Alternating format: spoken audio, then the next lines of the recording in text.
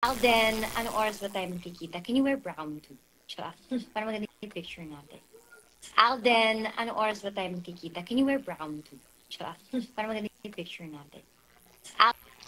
Welcome back mga kaaldab. Ito na naman po ang inyong lingkod, si Mr. Destiny. At magbibigay na naman po tayo ng pinakamainit na update po ngayon sa social media. Ito po yung latest video na kung saan nga po pinag-uusapan sa Instagram, sa Twitter at sa mga Facebook mga kaaldab. Na kung saan alas 6 nga po raw magkikita-kita sila ni Heart Evangelista mga kaaldab, at maghahanap nga po raw ito ng brown ding masusuot mga kaaldab. Ito po yung pinagpepiestahan po mga kaaldab na nag-live nga po si Heart Evangelista, na kung saan mga kaaldab marami nagko-komento na inorganize nga po raw ito ng IM Worldwide mga kaaldab. Ito po ay isang private screening na pupuntahan nga po ni Heart Evangelista, na nag-comment naman po si Alden na maghahanap din daw siya ng brown. Di po ba? Ako mga kaaldab, may kanya-kanya tayong pananaw, may kanya-kanya po tayong opinion. Di po ba? Dito naman po sa channel ni Mr. Destiny, 101% updated po tayo. Ano man po yung mga nababasa ninyo, nakikita po ninyo, napapanood po ninyo, chill lang po tayo, di po ba? Alam nyo naman po sa channel ni Mr. Destiny, updated po kayo. Kung gusto nyo lang po ng pinaka-latest, kung gusto nyo lang po ng, kumbaga, update patungkol po kay Alden, kay Mengay, punta lang po kayo. Kasi tayo naman po laging updated eh. Di po ba? Lagi tayong may ganap, lagi po tayong naghahanap, nagsasaliksik ng mga kaganapan.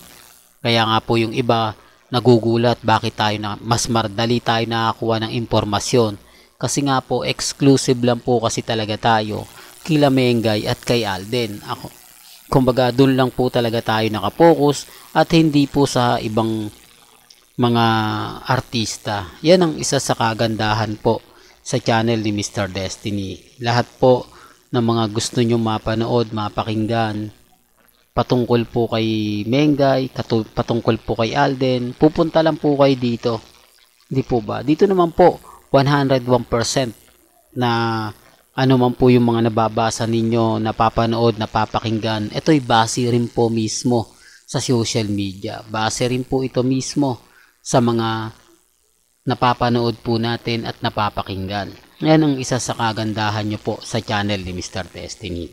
Pero bago tayo magsimula at bago natin ituloy itong mainit na talakayan po natin, kung bago ka lang sa channel na to at isa kang true-blooded Aldab Nation na nagmamahal po kay Mengay at Isoy, tama po ang channel na pinuntahan mo, kaya consider na po kitang bagong subscriber. At huwag mong kalimutang i-share ang mga video po natin sa mga mami, sa mga titas at sa mga senyor. Remind ko lang po kay Mengay, hirap po talaga tayong kumuha ng update pagdating kay Mengay. Talagang eksklusibo na hindi mo siya mahuhuli, hindi mo siya makikita.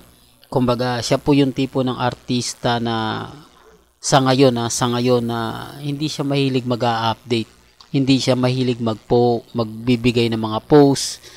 Di po ba? Talagang ano lang siya, yung bahala kayo, mag-isip kayo kung nasaan ako, kung bakit ako wala sa EAT, di po ba? Maraming mga katanungan na siyempre yung iba nalulungkot, yung iba hinihintay si Mengay, tapos ang pinakamasakit pa po nito, nag-post ang EAT, di po ba gamit si Mengay. Tapos yung pala, wala rin po pala si Main Polkerson. Patunay lang po yan mga kaaldab na may mali. Di po ba? Na ginagamit lang po nila si Mengay para makakuha ng simpatya, para lang masabi na ay dito si Mengay, tapos pagtingin mo wala, di po ba? I-remind ko lang po sa inyo, sa mga dumadaan sa channel ko, wala po tayong dinadown na legit dabber cards. Hindi po natin dinadown si Karen, hindi po natin dinadown si Miles, si Atasha at yung mga baguhan, at yung mga datihan, di po ba? Dahil sabi ko nga po sa inyo, ang update ko lang kay Mengay. Ang ganap lang natin, puro kay Main Polkerson, di po ba? Normal lang na hanapan nyo ng, kumbaga, update na ano nga po ba ang meron kay Mengay kapag ka nasa E80 siya, mataas yung energy, mataas yung aura ng mga tao. Hindi po ba? O sabihin na natin mga host. Kasi si Mengay nga po talaga siya yung talagang gumagawa ng paraan. Lalo na po kapag ka mga punchline na matatawa ka talaga.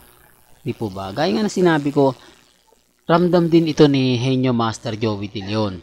Kapag wala si Mengay, wala silang mabato ng punchline na lalaban. Kasi pagka, gaya nga po, di po ba nung matatandaan mo, si Atasha Mulak, sinabihan ni Bossing Big Soto na sumigaw ka ng pabulong. Di po ba? Natawa po ako. Ang tagal niya makuha ng, ibig sabihin, ang tagal niya nakuha yung punchline na ibabato ni Bossing Big Soto. Di po ba?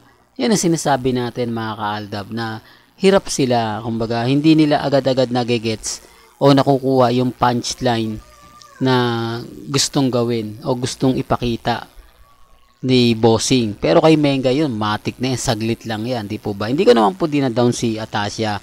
Ang punto natin doon, yung ibig kong sabihin, yun nga, hindi niya agad-agad nagigets, pero pinilit niya naman po, di po ba? Yun nga lang po yung pinakaano doon, hindi mo siya agad-agad naunawaan kasi may punchline na kailangan, pag binato niya, kailangan sa pool mo agad. Pag nagtagal kasi, parang wala na, di po ba? Parang maganda sana yan kung naabutan mo agad-agad. Pero kapag ka nalipasan na, hindi na gaanong, hindi po ba? Sinasabi ko lang po yung katotohanan na baka na naman may mag-react dyan.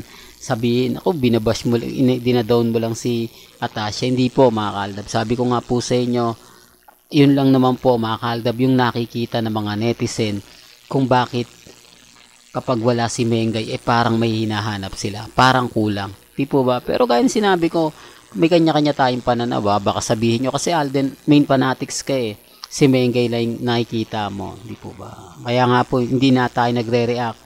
Hinahayaan na lang po natin sila na magkomento. Di po ba? Ano nga po ba ang pagkakaiba pag wala si Mengay sa E80?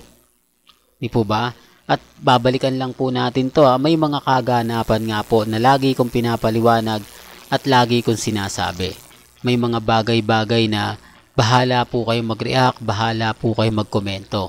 Basta sa akin, kung ano lang po yung latest, dun lang po tayo. Well, hanggang dito na lang po yung updates natin mga kaaldab. Kaya kung gusto nyo pa po ng pinaka-latest at sariwang update, abay tutok lang po kayo dito sa channel ni Mr. Destiny para updated po kayo sa mga latest at sa mga bagong video po na ilalabas po natin maya-maya lang. Hanggang sa muli, salamat po sa panonood at pakikinig.